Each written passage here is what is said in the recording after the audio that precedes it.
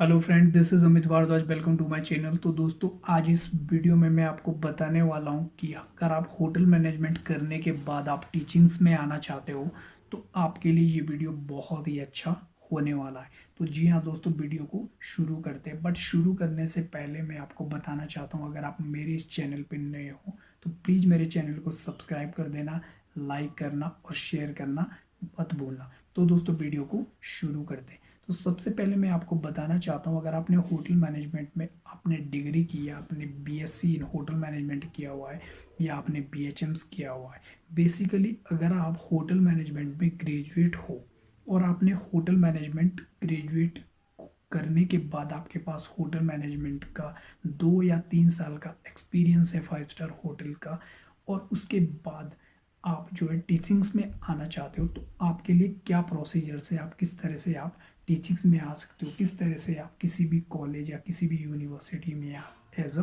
Professor, as a lecturer काम कर सकते हो।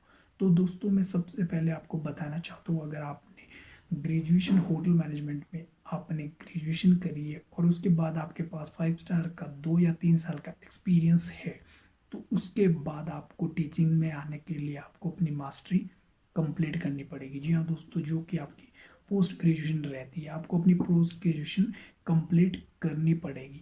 और पोस्ट ग्रेजुएशन कंप्लीट करने के बाद आपको एनएस टेट और यूजीसी नेट को क्लियर करना पड़ेगा, तभी आप किसी कॉलेज या किसी यूनिवर्सिटी में एज अ असिस्टेंट प्रोफेसर काम कर सकते हो। आप किसी भी कॉलेज या किसी भी यूनिवर्सिटी में आप पढ़ा सकते हो। तो आपको ये चीज़ें सबसे पहले आपको ये जो भी रूल्स है यूजीसी के, जो भी ये चीज़ें वो आपको क्लियर करनी पड़ेगी। तो दोस्तों, आप सोच रहे होंगे कि मास्टरी तो समझ में आती है कि इसके बाद हमें पोस्ट ग्रेजुएशन करनी है। पोस्ट ग्रेजुएशन कंप्लीट करने के बाद आप डायरेक्ट, बहुत सारे लोग मुझसे पूछ रहे थे कि पोस्ट ग्रेजुएशन कंप्लीट करने के बाद क्या हम डायरेक्ट किसी कॉलेज या किसी यूनिवर्सिटी में प्रोफेसर बन सकते हैं। तो दोस्तों, आप अगर ये सोच रहे हैं कि मास्टरी करने के बाद क्या हम किसी कॉलेज या किसी यूनिवर्सिटी में प्रोफेसर बन सकते हैं, तो दोस्तों बिल्कुल भी नहीं बन सकते। अगर आप किसी भी कॉलेज या किसी यूनिवर्सिटी में प्रोफेसर बनना चाहते हो तो आपको मास्टरी कंप्लीट करने के बाद आपको जो यूजीसी के नॉर्म्स है वो आपको फुलफिल करने पड़ेंगे। जी हाँ दोस्तों, असिस्टेंट प्रोफेसर के लिए जो एलिजिबिलिटी क्राइटेरिया रहता है वो आपको फुलफिल करना पड़ेगा। आपको दोस्तों एनएसटेट और यूजीसी नेट या सेट आपको क्लियर करना पड़ेगा, तभी आप किसी भी कॉलेज या यूनिवर्सिटी के लिए असिस्टेंट प्रोफेसर की डेजिग्नेशन के लिए एलिजिबल रहते हो। तो दोस्तों, आप सोच रहे होंगे कि ये ऐसे जो नेट और सेट है ये क्या हुआ, तो उस चीज़ के बारे में मैं आपको बताना चाहता हूँ। सबसे पहले मैं आपको बताना चाहता हूँ एनएस टेट के बारे में। एनएस टेट का जो फुल फॉर्म होता है वो होता है national hospitality teaching eligibility test. ये होता क्या है कि जितने भी हमारे होटल मैनेजमेंट के सरकारी कॉलेज रहते हैं, गवर्नमेंट कॉलेज रहते हैं, जो कि आईएचएम्स रहते हैं, अगर आपने उन कॉलेजेस में as a lecturer, as a assistant professor अगर आपने काम करना है तो आपका एनएसटेट क्लियर होना चाहिए। जी हाँ दोस्तों, आपका एनएसटेट क्लियर होना चाहिए, तभी आप किसी भी आईएचएम्स में एज अ असिस्टेंट प्रोफेसर या एज अ लेक्चरर काम कर सकते हो। तो सेकंड थिंग है दोस्तों, नेट और सेट। नेट और सेट दोनों डिफरेंट चीज़ है, दोनों ज़्यादा में ज़्यादा फर्क तो नहीं है। दोनों एज अ असिस्टेंट प्रोफेसर के लिए एलिजिबिलिटी क्राइटेरिया रहता है दोनों का। बट फर्क इतना है कि अगर आप सेट करते हो, सेट का मतलब होता है स्टेट एलिजिबिलिटी टेस्ट और नेट का मतलब होता है नेशनल एलिजिबिलिटी टेस्ट। तो इन दोनों में मैं आपको डिफरेंस बताता हूँ। सबसे पहले मैं आपको बताता हूँ कि सेट, स्टेट एलिजिबिलिटी टेस्ट। अगर आप सेट क्लियर करते हो तो आप जिस स्टेट का आपने सेट क्लियर किया हुआ है उस स्टेट के अंदर जब भी किसी कॉलेज या किसी यूनिवर्सिटी में एज असिस्टेंट प्रोफेसर के लिए वैकेंसी निकलती है तो आप उसके लिए भी एलिजिबल रहते हो। जी हाँ दोस्तों, जिस भी स्टेट का आपने सेट क्लियर किया हुआ है उस स्टेट के अंदर जब भी असिस्टेंट प्रोफेसर के लिए वैकेंसी निकलती है तो आप उस चीज़ के लिए, उस पोस्ट के लिए एलिजिबल रहते हो, अगर आपका सेट क्लियर है तो।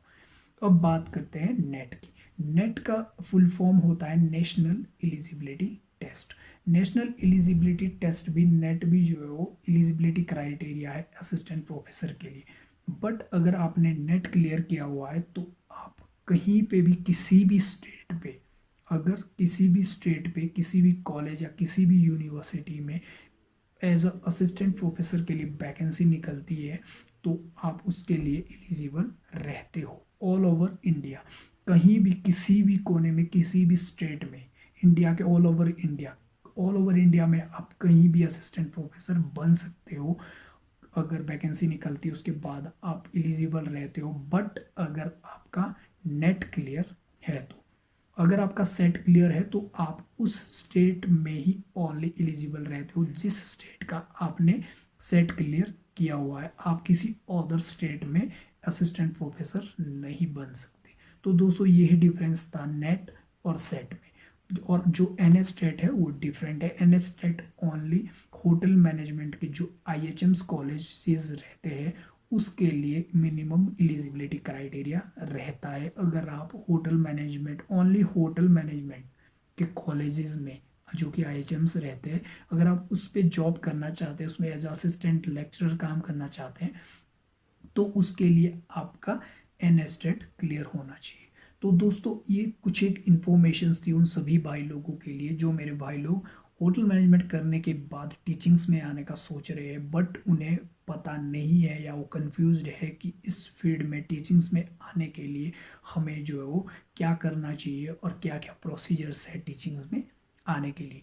तो दोस्तों आज की वीडियो बस यहीं पे मैं समाप्त करता हूँ और मैं आशा करता हूँ कि आपको इस वीडियो से बहुत कुछ सीखने को मिला होगा, कुछ एक चीज़ों आपको बहुत फ़ायदा हुआ होगा इस वीडियो से।